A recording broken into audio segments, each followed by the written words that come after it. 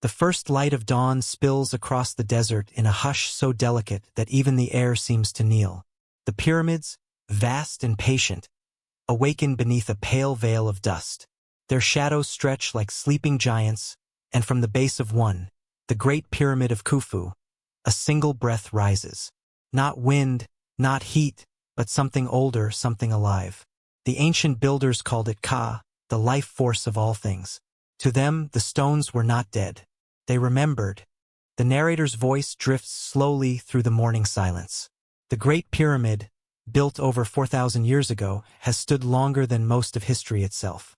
Within its heart, chambers align not by accident but by design, each one a reflection of the heavens above. The shafts point toward the stars of Orion's belt, the constellation of Osiris, the god of rebirth. In the age when it was built, these stars were seen as doors to eternity, paths by which the soul might rise again. And yet, beneath this grand architecture lies another secret, a whisper of something hidden deeper still. There are records from early explorers, faint and half-dismissed. The scent of fresh air from a sealed crack in stone, the echo of hollow space where solid limestone should be. Archaeologists have long debated whether an undiscovered chamber lies beneath the pyramid's base, a void untouched by light since the Age of Kings. The ancients wrote of a house of breath below the monument, where the last rites of resurrection were spoken in silence. Perhaps this was metaphor. Perhaps it was more. In this imagined descent, the air cools as we move downward, torchlight trembling across walls that have never seen the sun. The passage narrows. Dust floats like golden smoke. Symbols emerge. Spirals, eyes, reeds, the looping curves of life and eternity. Ankh, Ka, Ba. These are not decorations. They are language made sacred, each stroke carrying intention. The architects of Egypt did not build for the living alone. They built for memory itself. The pyramid, they believed, was a breathing thing, a machine for the soul. At the chamber's threshold, there is a silence so complete it hums. The breath of stone becomes a slow pulse, as if the earth itself were dreaming. Here, perhaps, the rituals of transformation once unfolded. The priests in white linen whispering names of power. The air thick with incense of cedar and myrrh. A single flame flickering on polished stone, reflecting endlessly into darkness. They believed that through the geometry of the pyramid, through the perfect union of earth and sky, life could be renewed. To die within the pyramid was not to vanish. It was to be translated into light. Science today tells us that the Great Pyramid's alignment is astonishingly precise, within a fraction of a degree to true north.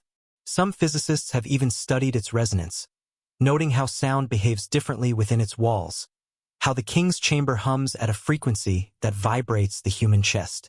Coincidence, perhaps, but to those who once walked here, sound was sacred.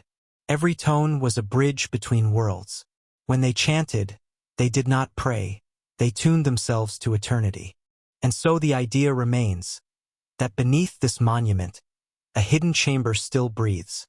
Maybe it is nothing more than stone and space. Or maybe, within that silence, the memory of every voice that ever echoed here still lingers. Priests, architects, wanderers, their breath caught between the atoms of dust. The pyramid endures not because it resists time, but because it absorbs it. Every sunrise adds another layer of memory. Every night, another whisper of sand buries the edges of truth. As the light fades again, the air thickens with warmth. The listener can almost feel it, the slow exhale of stone, the pulse beneath the desert floor. Perhaps this breath is only wind finding a way through cracks unseen. Or perhaps it is something else. The ancient rhythm of the earth remembering what it once was. The camera of the mind drifts upward, out through the long shaft of the pyramid, into the widening glow of twilight. The desert sleeps once more. The great structure stands unmoving, yet within it, time still stirs, a heartbeat made of silence. The question lingers like incense smoke in cool air. Did those who built it leave behind a secret that still breathes below? The legend speaks of a time before kings, when the heavens and the earth were one body. The gods, desiring distance, lifted the sky upward, tearing it from the mountain's peaks. But a fragment remained behind, a piece of that celestial shell that refused to rise. It fell to earth, burning like a star, and came to rest upon the plain. The first wanderers who found it built no shrine. They sat before it in silence. They said the stone could show one the memory of light not as vision but as knowing. Those who gazed into its surface saw not reflections, but recollections. Storms reversed, constellations unformed, suns still unborn. It did not speak. It remembered. When the astronomer priests of Abydos heard of it, they measured its alignment and found it matched no known pattern. The stone faced neither north nor east, but a point beyond both. The place, they said, where dawn begins before the sun exists. They called it Kare, the breath of light. Every decade they sent an initiate to keep vigil beside it through the turning of 3 moons. Many returned changed, their eyes pale, their voices hushed. A few did not return at all. One scroll describes a priest who placed his hand upon the monolith and fell still, his body rigid yet serene, as if turned to echo. When they tried to move him, his skin was cold but faintly luminous. The scribes recorded that he had joined the stones remembering. Centuries passed, and sand covered all but the tip of the monolith. Travelers mistook it for a boundary marker, striking it with hammers to test its strength. None left a mark. At night, lightning often struck nearby, yet the stone bore no scorch.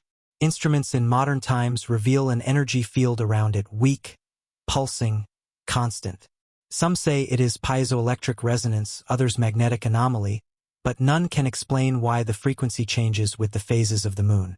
Those who spend time near it often report vivid dreams of standing above the earth, looking downward upon oceans of mist, of drifting through space with no weight or fear. A geologist who camped beside it wrote that he heard faint murmurs each dawn, a low sigh as though the stone exhaled. His recorder captured nothing but silence. He never returned to the site, though his final note reads, "It is not stone. It is remembrance." Myths claim that every 1,000 years, when the sun and Sirius rise in the same breath, the monolith awakens fully.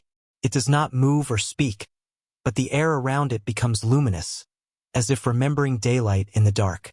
For that brief hour, the surface becomes translucent and images appear. Not visions of the future, but fragments of the cosmos before creation.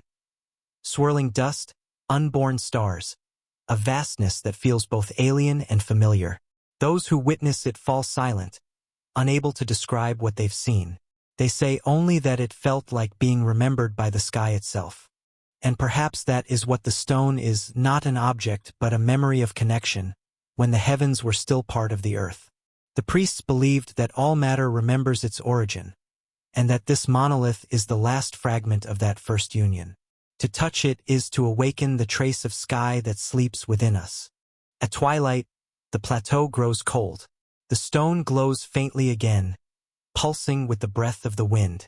Stars emerge overhead, mirrored softly upon its surface. For a moment, sky and stone are indistinguishable, as if both were reflections of a single thought. Then the glow fades, leaving only stillness. Yet even in silence, it hums. A tone below hearing, a remembrance older than time. The earth listens, the stars answer, and the stone keeps watch, dreaming the sky it once was. Night falls across the sands once more, and the echoes of these forgotten worlds begin to fade. The breath of stone, the voice of builders, the cities that dreamed, all dissolve into the hush of eternity. Perhaps none of it was ever lost. Perhaps the memory of it only sleeps within us, waiting for the stillness that lets us hear again.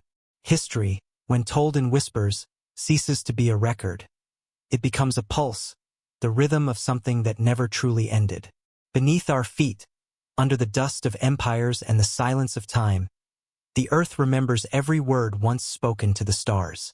And if we listen closely, in the half-sleep between waking and dream, we may hear it too, that quiet vow of light and shadow, still repeating through the ages. Nothing is forgotten, only waiting to be found. Perhaps it was never meant to be found. Perhaps it was only meant to be heard, softly, between dreams. Night arrives like a silk curtain, and the desert exhales its heat into the stars. On a wooden table within a cell of worn stone, a map is unrolled beside a lantern flame. Its surface is not ink alone but something older. Pinpricks of light stitched into vellum, pale threads glimmering like frost. A monk once guarded it, so the margins say. Pilgrim once followed it, so the rumor goes. And somewhere between prayer and geometry, the map learned to breathe. It is not a chart of roads. No caravan track is shown, no well, no border. Only constellations, drawn as if the sky had been lowered into the scribe's lap and traced with the feather of a night bird. Orion stands forward, the 3 stars of his belt bright as beads of ground glass. To the west, a river of light curves, the ancient Milky Way, the celestial Nile. And there, in a careful scatter below, small diamonds mark not stars but stones. Pyramids, mastabas, silent tombs aligned with a discipline that feels like prayer. The story moves in candlelight. A scholar lay brother, nameless as all real seekers are, presses his fingers to the vellum and feels a faint roughness where the stars were pricked. He remembers what the elders taught, that in Egypt the heavens were not a ceiling but a grammar, that the builders listened to the sky as to a temple choir. The shafts of the Great Pyramid point toward Orion and toward Sirius, the star of Isis, rising with the flood. In Thebes, a ceiling of a queen's architect was painted with constellations. At Dendra, a stone zodiac circled like a turning prayer. If Earth is a body, he thinks, then the sky is its breath. And this map, perhaps, is an inhalation caught on skin. He lifts the lantern closer. Between the dots for Orion and the pale curve of the Milky Way, a faint line, almost erased, runs at an angle. It is not a road, not a river. It is an instruction. He follows it with his eyes and realizes the line passes through a sequence of temples as if touching beads on a rosary. Saqqara, Dashur, Giza, Step, Bend, Apex, a pattern of ascents and hushes. The line is not asking him to travel. It is asking him to notice. Each site is set as a syllable in a single word, a word the night repeats without voice. He leaves the cell after midnight. The moon is a thin bowl, dusted with milk. In the courtyard, the shadows of arches are books closed for sleep. He thinks of a myth he once copied, that long before the first plinth was set, a god taught men to read the sky as farmers read water, and that by marrying angles of stone to angles of starlight, one might persuade time to move more gently. He has seen arguments litter the margins of such claims, ink battles that end in the same silence. But the map in his hand does not argue. It hums. He walks beyond the monastery walls to a small rise where thorn bushes keep their own counsel. He tilts the vellum toward the firmament. A wind wanders the grass. The positions match more than they should. Orion leans where the pyramids lean. The silver river arches where the earth's dark river would. Memory folds upon memory. He understands, kneeling, that the map does not measure distance. It measures readiness. The line through the monuments is a path of interior thresholds. Each stone an initiation. Each alignment a breath taken deeper than before. He closes his eyes. In that long, unhurried darkness, imaginations open like gates. A colonnade at dawn, shadows receding in parallel, the chant of priests rising in measured vowels. A plumb line, a polished cube, dust-kissing ankles. A priest astronomer lifts a rod to the sky, waiting for the star to touch its mark.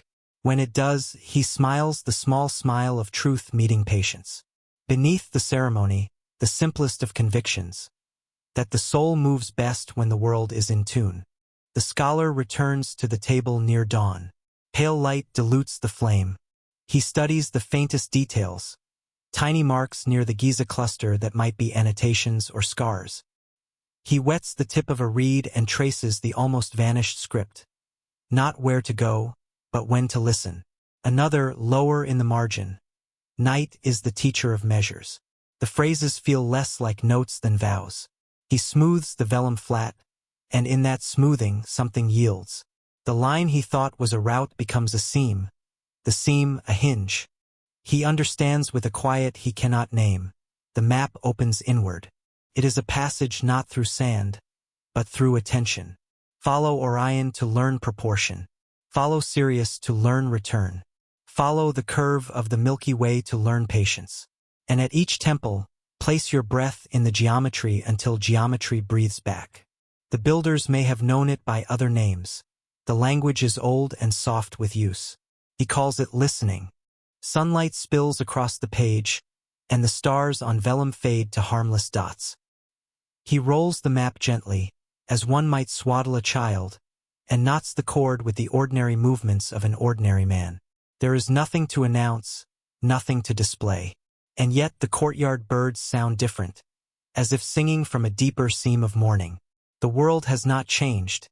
Its edge has. Perhaps the map will be hidden again. Perhaps it will be lost, or burned, or misread into noise. Perhaps that does not matter. Some voices only echo when we are ready to listen. He leaves the cell door ajar, the lantern cooling to silence. Outside, Orion is already paling, and the thin bowl of the moon has poured its light into day. The shadow waits where it always has, not as threat, but as mercy, the cool behind the flame. He steps into it, and the listener drifts with him, not toward an answer, but toward a cadence. Breath, stone, star, breath again. The map closes without closing. The night does not end. It folds. And in that fold, a soft uncertainty holds like a blessing. When the moon rises full above the Nile, the desert turns to glass. Every grain of sand glimmers like a memory half awake, and somewhere beyond the horizon, they say a city once appeared, not built of stone, nor carved by mortal hands, but of light itself. It emerged only beneath the perfect round of the moon, when silence covered the earth like silk. And when dawn came, it vanished without a trace, as if it had only dreamed of being real. Old travelers called it Kara, the luminous city. Sailors swore they had seen its towers shimmer upon the water, though no chart recorded its name. Ancient texts whisper of a kingdom that worshipped reflection. Not the sun, not the gods, but the mirrored face of light upon water. Its people, they said, believed the moon was a veil drawn between worlds, and that once each cycle, when the veil thinned, the lost city returned to remember itself. We begin among its ruins or the idea of them. A lone wanderer moves through the dunes at dusk. The wind carries the scent of salt and forgotten myrrh. In the distance, faint glows tremble upon the horizon. Not flame, not mirage, but something softer. He pauses. The air feels heavy with waiting. A pale shimmer ripples across the ground, forming faint outlines of walls, gates, and colonnades, architecture woven from light. It does not shine. It breathes. Scholars once wondered if the myth of Kara was inspired by ancient floodplains near Fayum, where shifting moonlight reflected off hidden lakes. Others believed it to be an illusion born of humidity and starfire. Yet in Egyptian belief, light and spirit were inseparable, both forms of eternal motion. In tombs, the souls of the dead were painted as rays extending from Ra's bark. In hymns, the moon was called the traveler of forgotten souls. Perhaps the city of light was never meant to be seen by eyes, but by memory. As the wanderer walks deeper into its glow, shapes gather like recollections. Pillars crowned with symbols, arches suspended over empty courtyards. The air hums faintly, a sound between whisper and song. The moon reaches its zenith, and the city grows whole. Domes, terraces, stairways that climb toward nothingness. But everything seems fragile, as though made of the breath between stars. In that trembling stillness, one might believe the city remembers him too. The moonlight touches his face, and something ancient awakens in the silence. He recalls the old teachings, that every soul carries the blueprint of a city, the place where it once belonged. The moon reveals these maps when the world grows quiet enough to listen. The city of light is not out there, but within, flickering at the edge of sleep.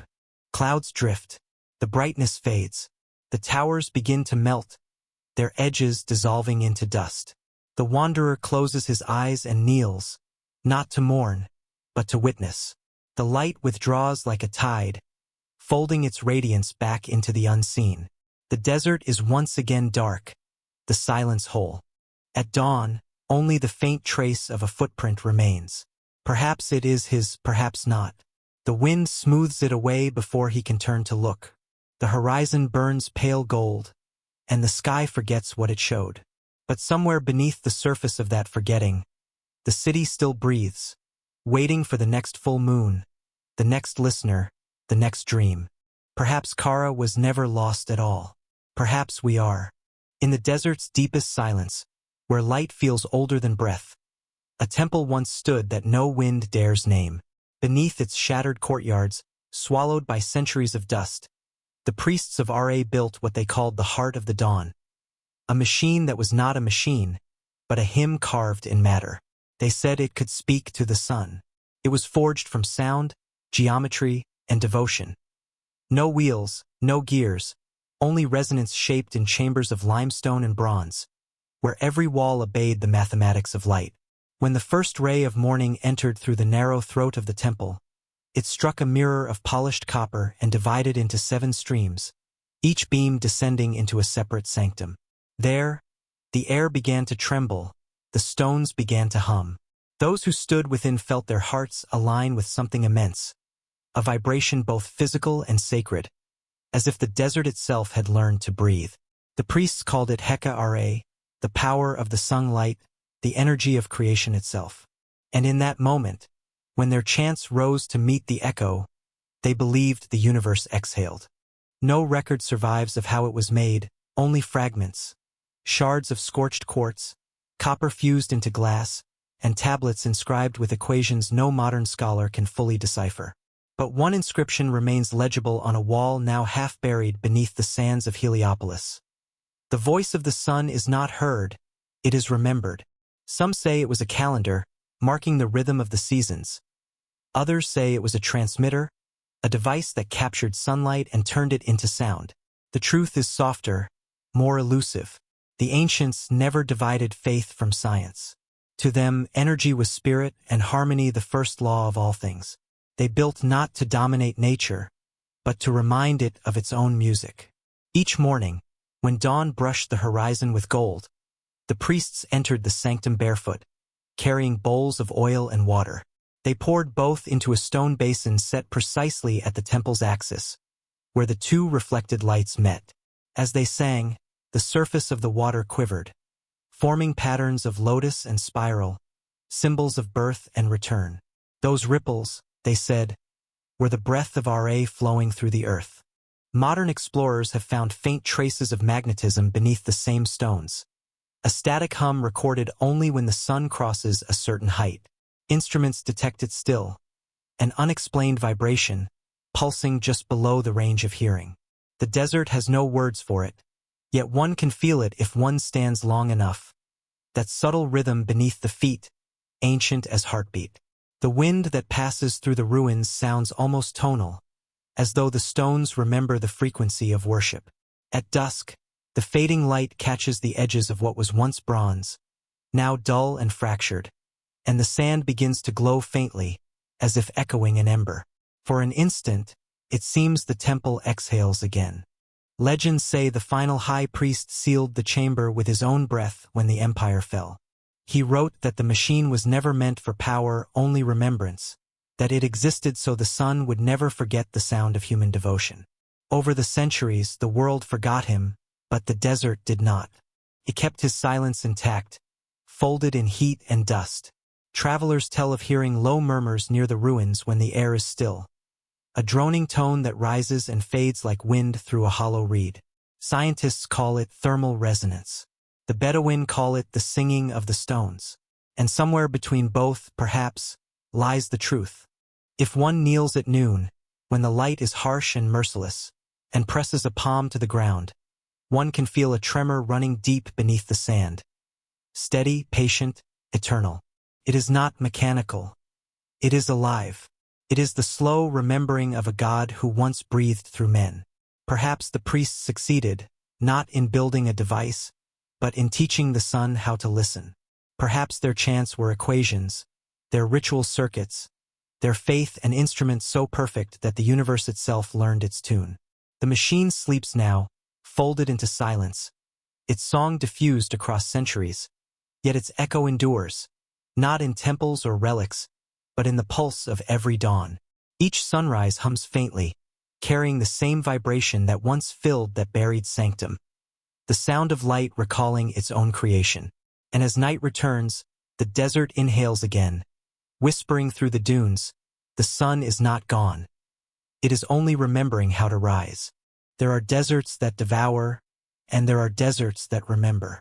Beneath the rolling dunes of the Western Sahara, where the horizon bleeds into eternity, the sand is said to whisper.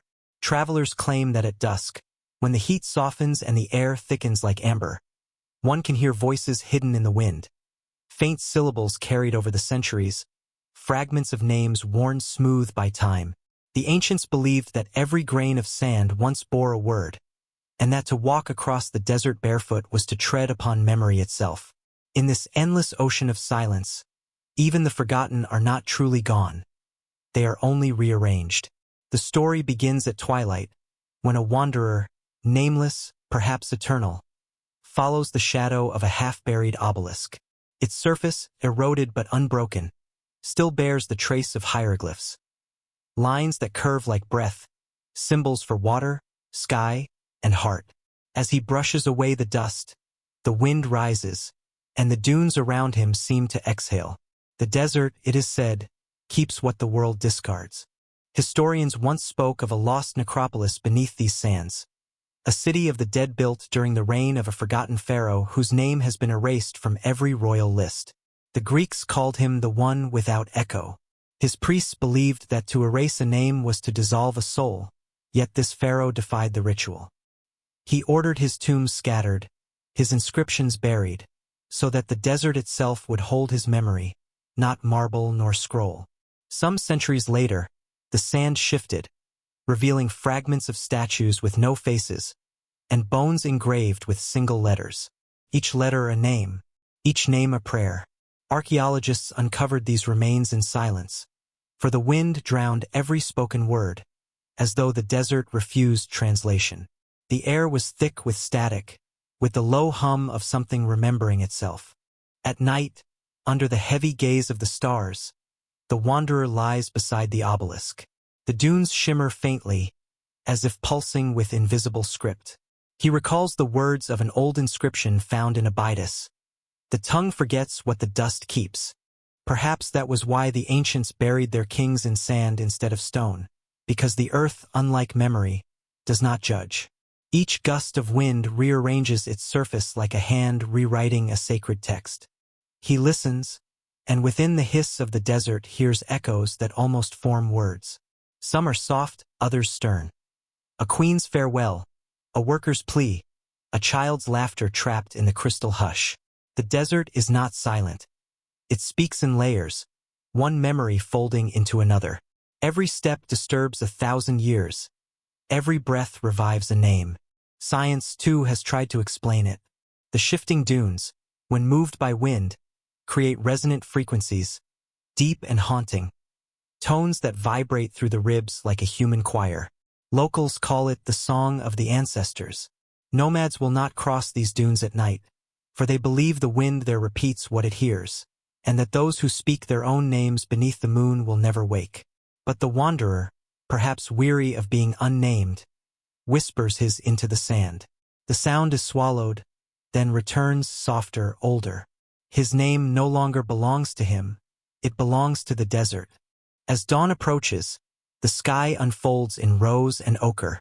The wind slows, and the dunes lie still, like open pages. The obelisk now glows faintly in the rising light, and new markings appear upon its surface. Not carved, but formed by shadow. Shapes that shift like language half remembered.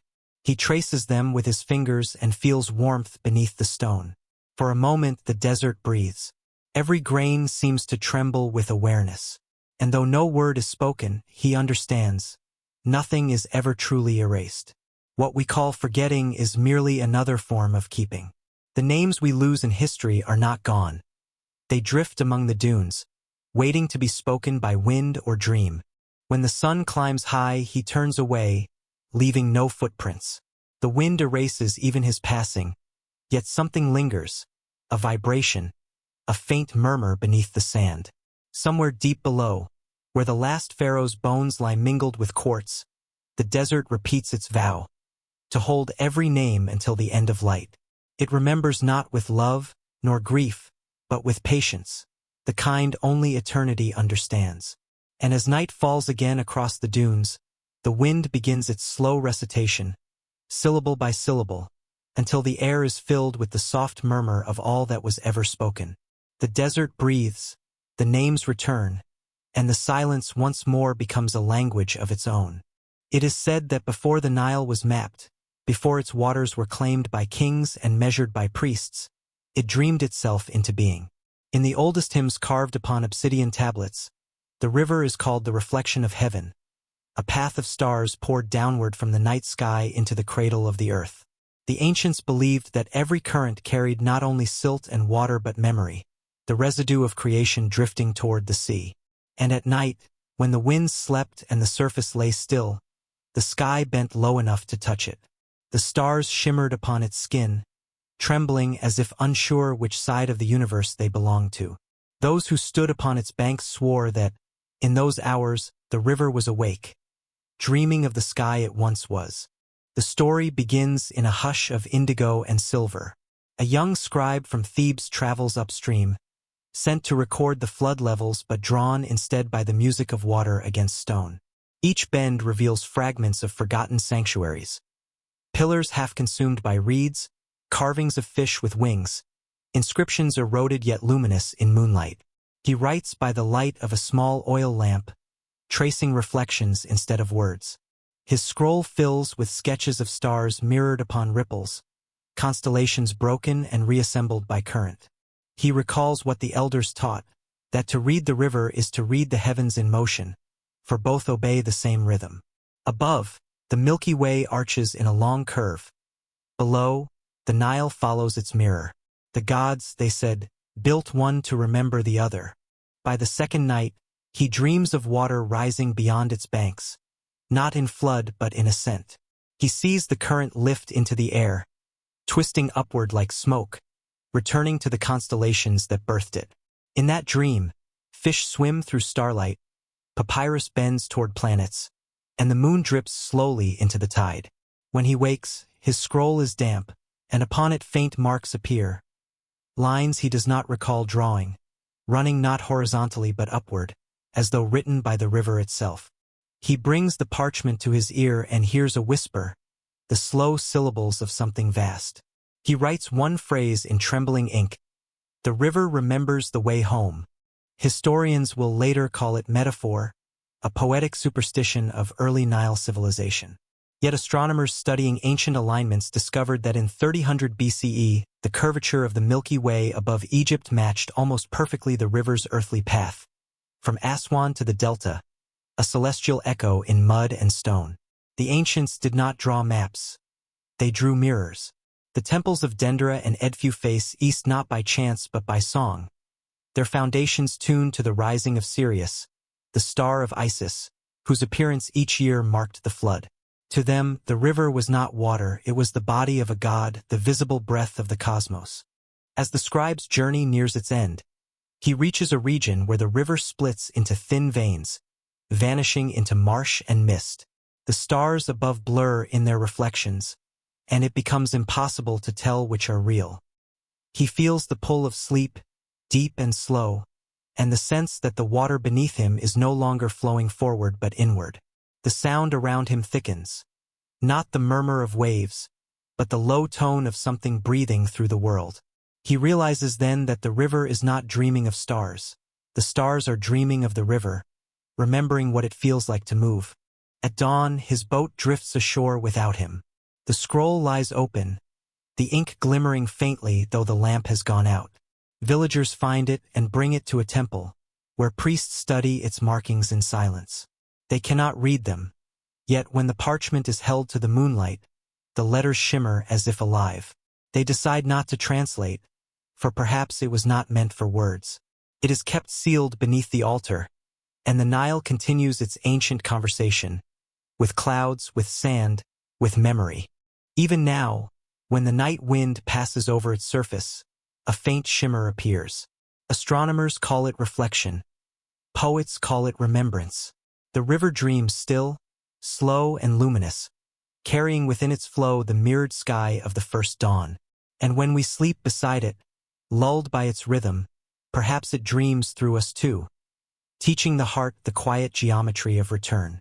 For the river is the sky's memory made flesh, and the stars are the river's reflection unbound. Each glitters in the other's sleep, whispering softly, "We were one once, and we shall be again." Beneath the ruins of what was once Alexandria, under the weight of centuries and salt, a single chamber endures. It is not marked on any map, nor sought by any archaeologist, for the desert and the sea have conspired to keep it secret. Inside, dust falls like slow rain upon shelves carved directly into stone, the last refuge of words thought to be lost. They call him the librarian, though he has no name, no breath, no pulse. His presence is imagined, yet constant, a figure who never left when the flames came. When the great library burned, he did not flee. He stayed, gathering what survived, not scrolls or scripts, but memory itself. Some say he was mortal once, a scribe who inhaled too much smoke on the night knowledge turned to ash. Others say he was born of silence, the embodiment of what words leave behind. Here, the air itself has texture, a tapestry of forgotten voices. The shelves hold nothing visible, yet each step stirs whispers. Parchment crumbled centuries ago, but the stories remain suspended, woven into dust. The librarian walks among them, tracing shapes in air, reassembling fragments of thought from the breath of the earth. When he moves, it is not to organize but to listen. The silence around him is not absence. It is fullness, like the pause between heartbeats.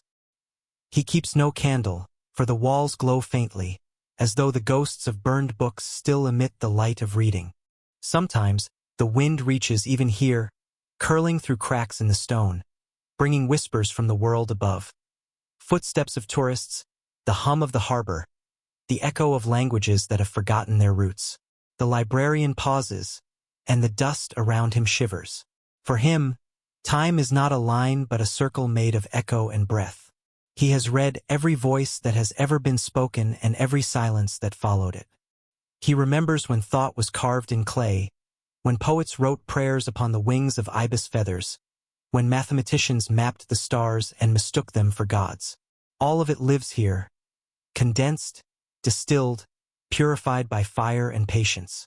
One legend tells that when the last scroll of Alexandria turned to flame, a voice rose from the smoke, not in despair, but in promise.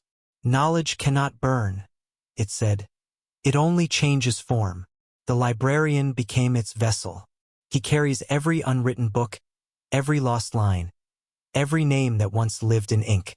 His library is not bound by walls. It stretches into dream.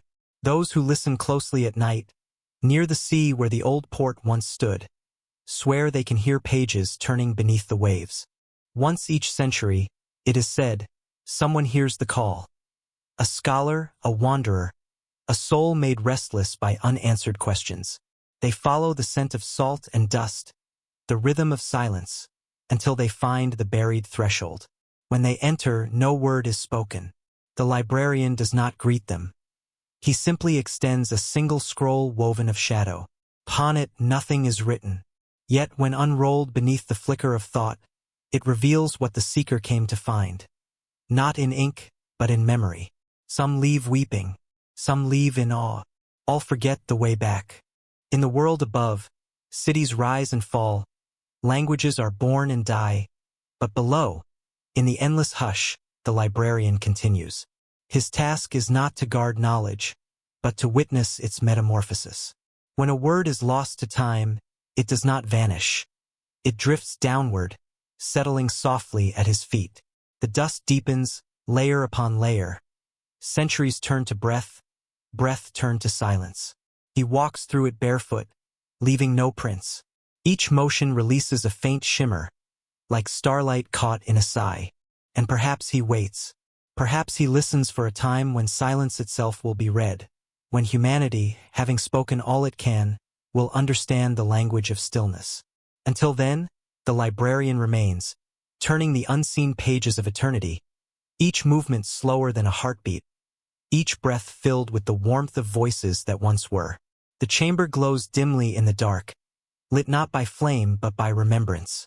Outside, the sea hums softly, folding against the shore. The dust falls again, steady, sacred, infinite. Somewhere, above and below, a voice whispers, "Nothing is ever truly gone." And the librarian smiles, though no one sees, for he has known this all along. Beneath the ruins of a forgotten sanctuary in Upper Egypt, where the air tastes of copper and old incense, there is said to be a chamber that breathes light. The villagers above call it the room that sees itself. It lies under a temple that once belonged to the goddess of vision, built long before glass was known to men. Inside, the walls are made not of stone, but of a black mineral so polished it drinks the torchlight and gives it back as reflection. Not perfect, not flat, but trembling, alive.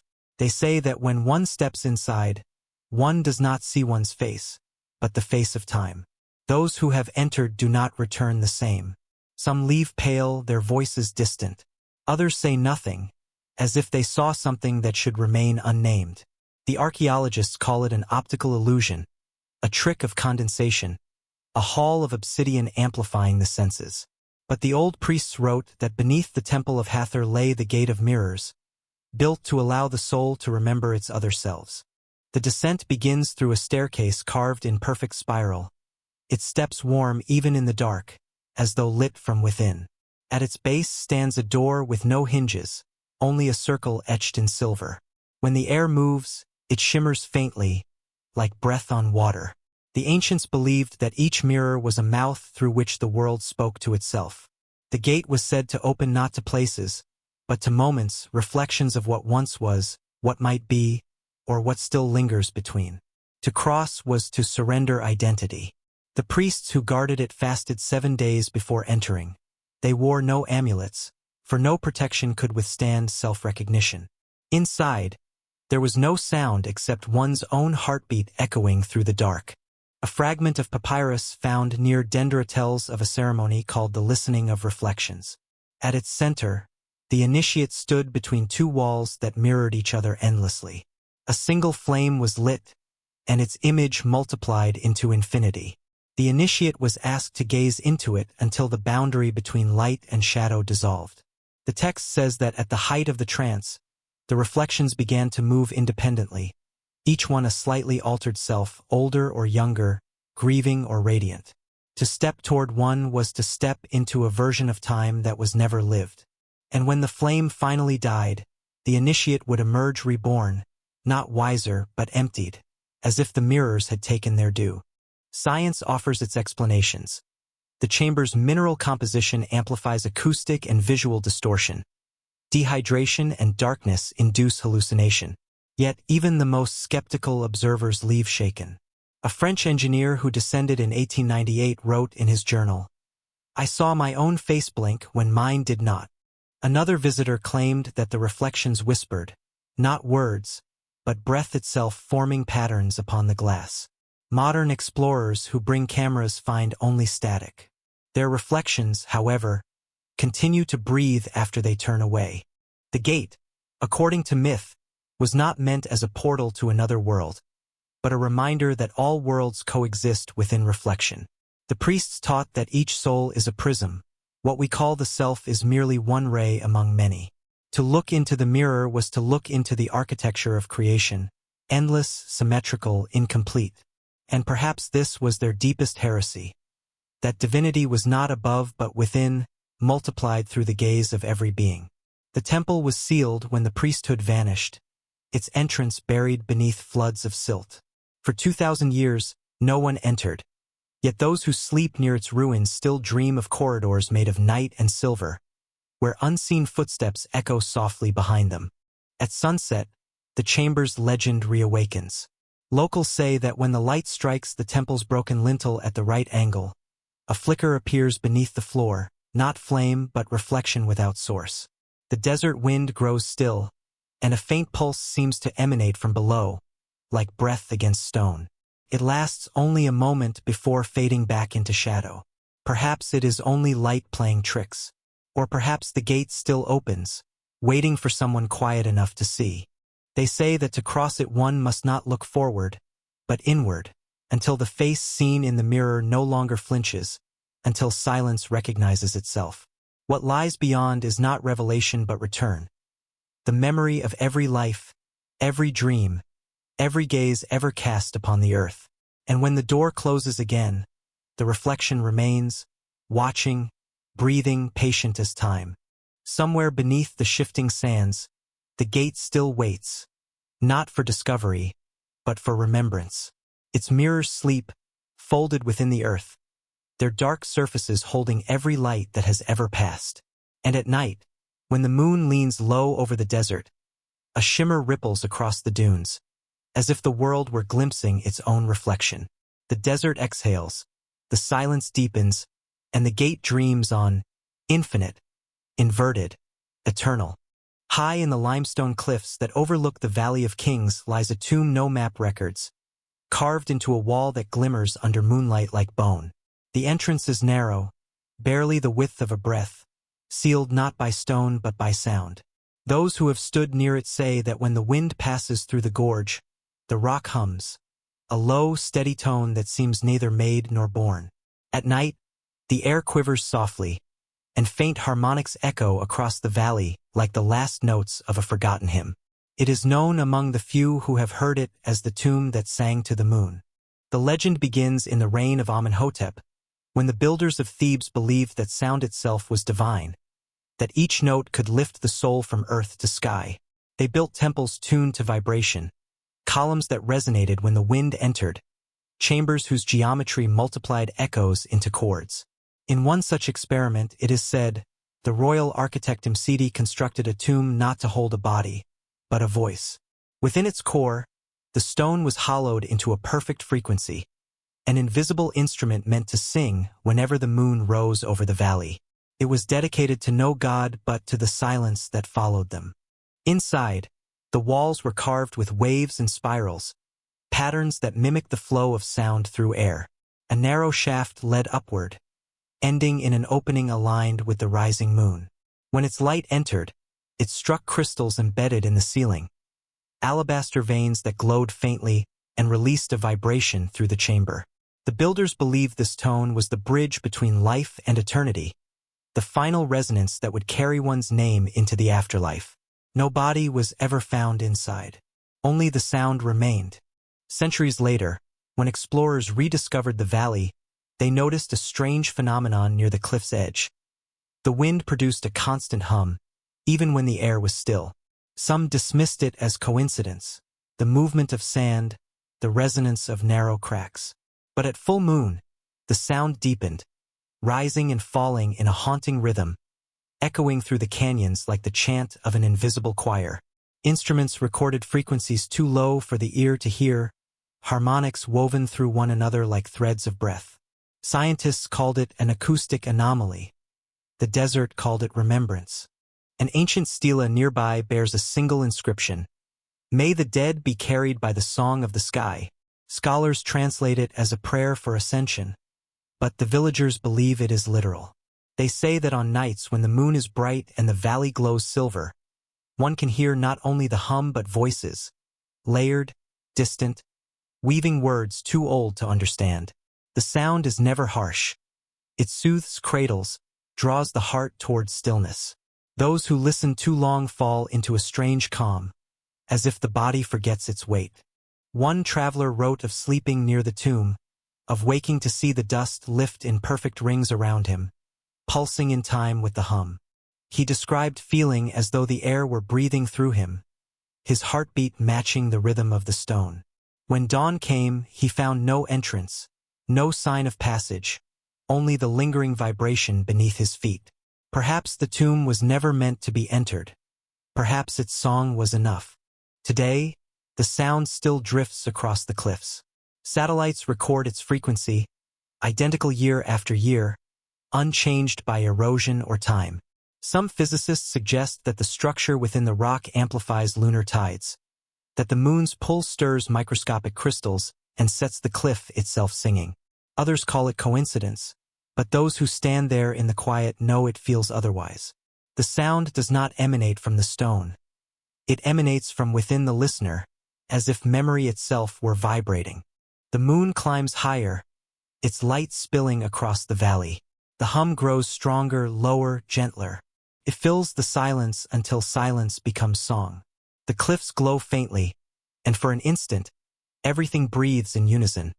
Wind, sand, bone, light.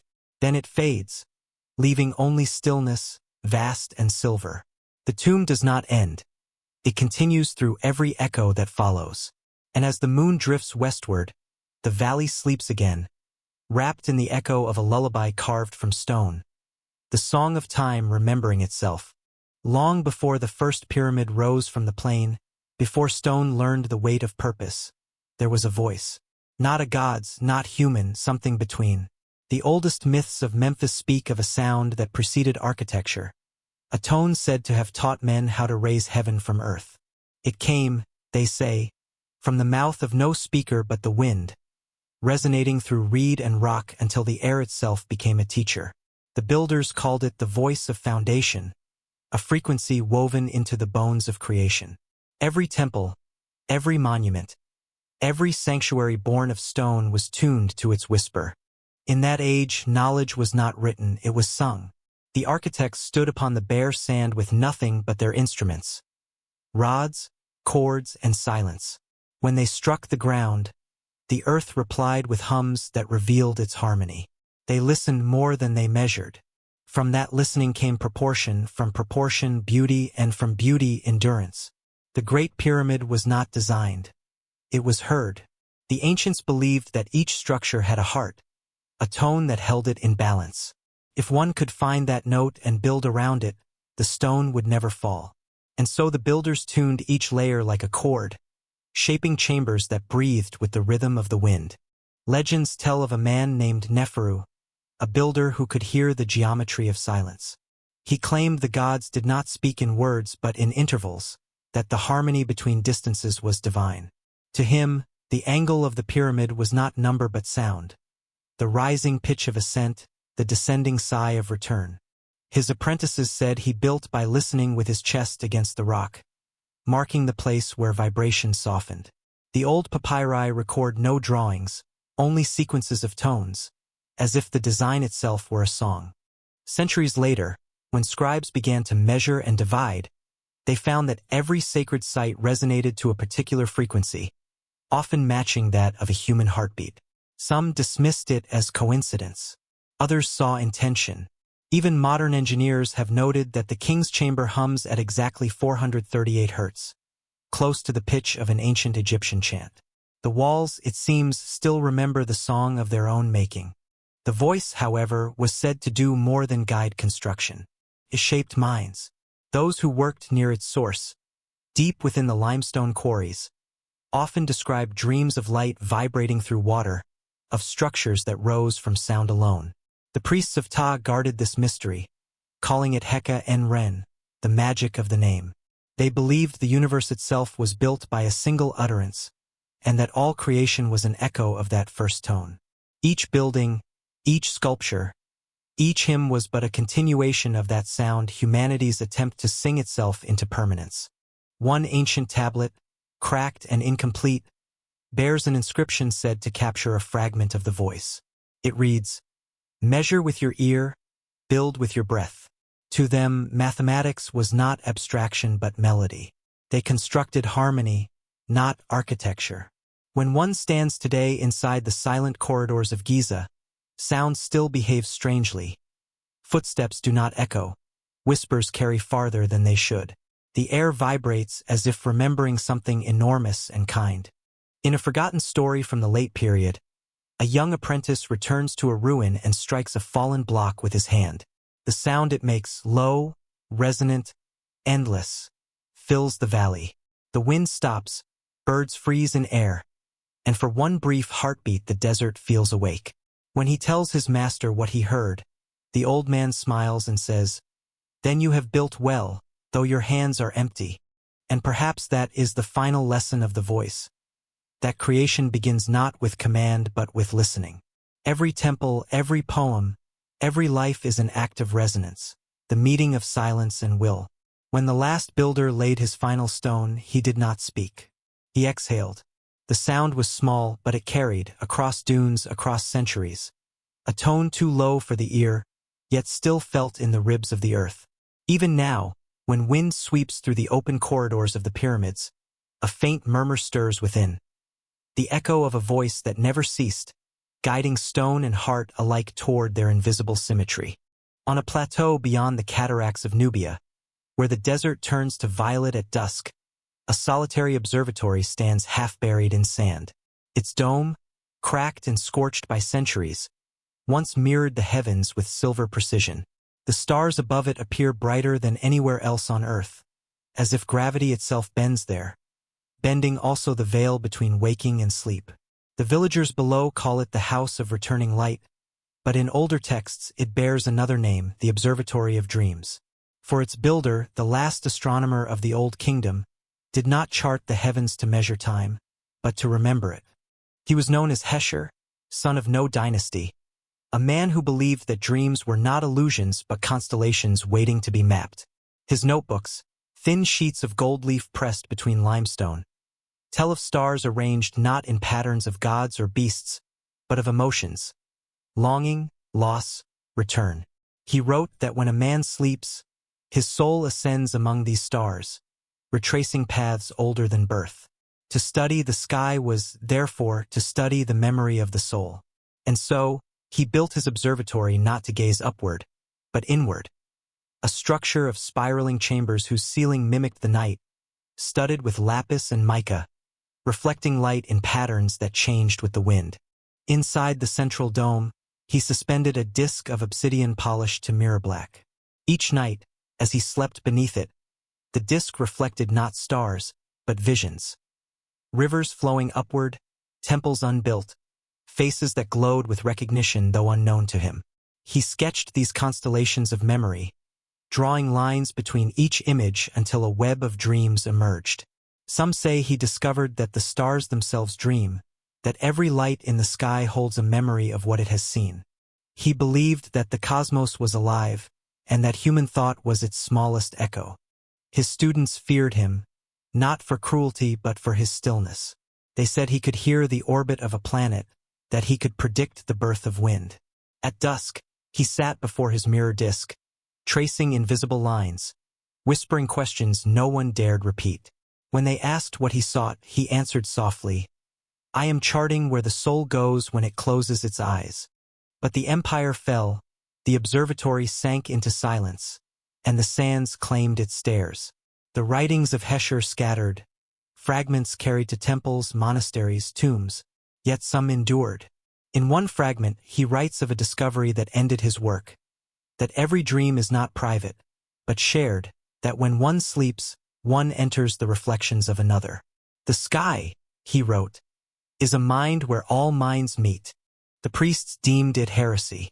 To say that divinity dreamed through human eyes was to unmake the distance between man and God. They sealed the observatory, burying it under dunes that shimmered with mica like frozen starlight. Centuries later, explorers uncovered the dome, half swallowed by sand. When moonlight entered through its broken aperture, it struck the obsidian disk, and for a moment, the chamber filled with faint light, not white, but blue, soft as breath. The scientists present described feeling an inexplicable calm, as if memory itself had thickened in the air.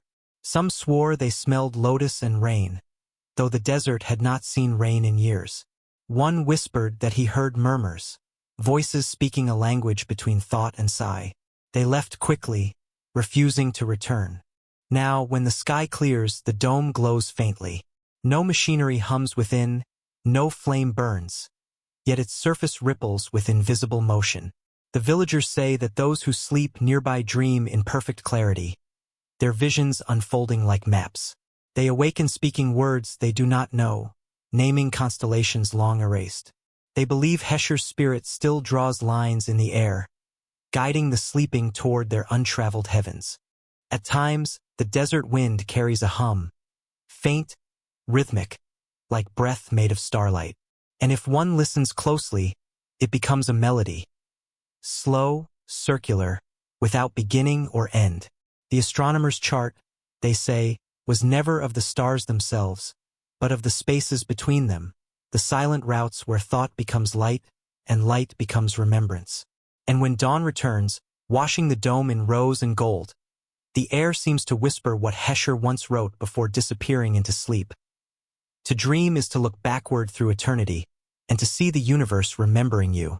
In the heart of a desert where no river flows and no stars linger long above the horizon, there lies a city made of silence. Its walls rise not from sand, but from something older. A stone so pale it catches moonlight even beneath the earth. The Bedouins call it Al-Nahira, the sleeper, and say it wakes only once every 1,000 years, when the moon aligns with the vanished sea. Most dismiss it as legend, a mirage woven from heat and time, but ancient maps drawn by nameless hands show a pattern of concentric streets spiraling toward a central void. At its center, they say, lies a gate that opens only to those who dream of it. When the first explorers found the outer walls, they thought they had discovered another lost kingdom. But as they entered, they found no dust, no ruin, only stillness. Every pillar stood upright, every arch unbroken. The air smelled faintly of cedar and salt. It was as if the city had been paused mid-breath. In the center of the main plaza stood a vast circle of stone, polished like water. Those who stepped upon it said they felt a heartbeat beneath their feet. Instruments recorded no sound, yet the vibration persisted, slow, patient, alive. Legends tell that the city was built by a civilization that refused death. They believed the soul could be preserved not in the body, but in place. When the body failed, the spirit would pass into the walls, into the corridors, into the rhythm of the city itself.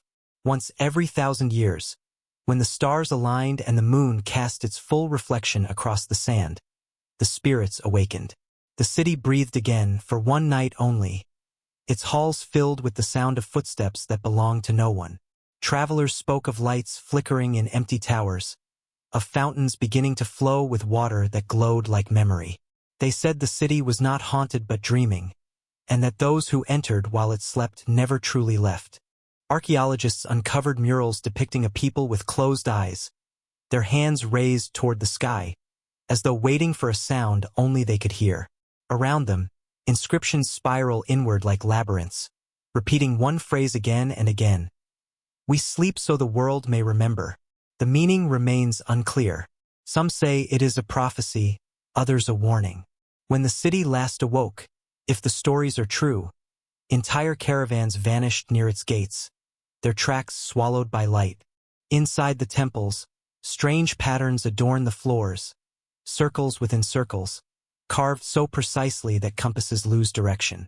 At the exact center of each pattern lies a small depression filled with fine ash, as though something had burned there long ago. Yet the walls bear no soot, and the air smells clean, untouched. One inscription reads, "Fire without flame, memory without form." The scientists who studied it left their notes unfinished.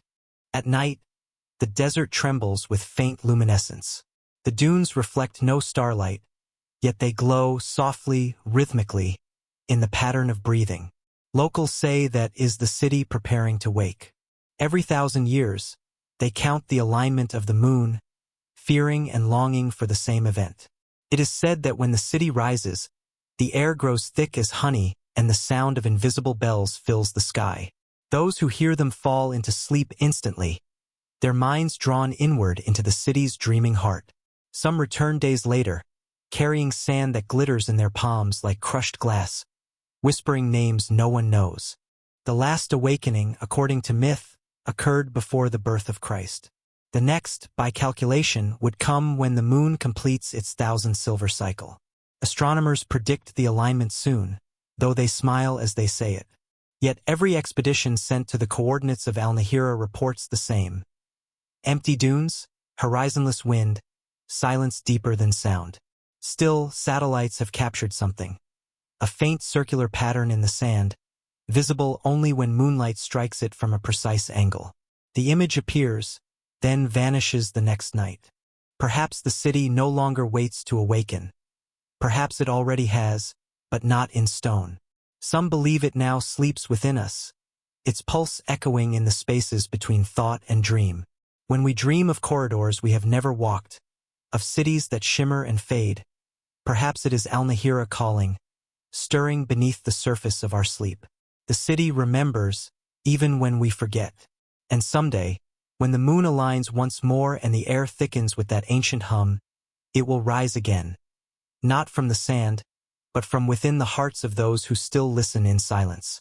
On a lonely plateau west of Abydos lies a single monolith, black as night and veined with blue fire. It stands alone, no temple, no tomb, no carving to claim its maker. The villagers call it the Eye of the Earth. At dusk, when the horizon burns with copper light, the stone begins to glow faintly, as though lit from within. Those who have touched it say it hums like a distant heartbeat, a vibration too low to hear but strong enough to feel behind the ribs. Its surface, though smooth as glass, carries faint impressions, not of tools or chisels, but of clouds, stars, and wings. Scholars who have studied it insist the marks are natural.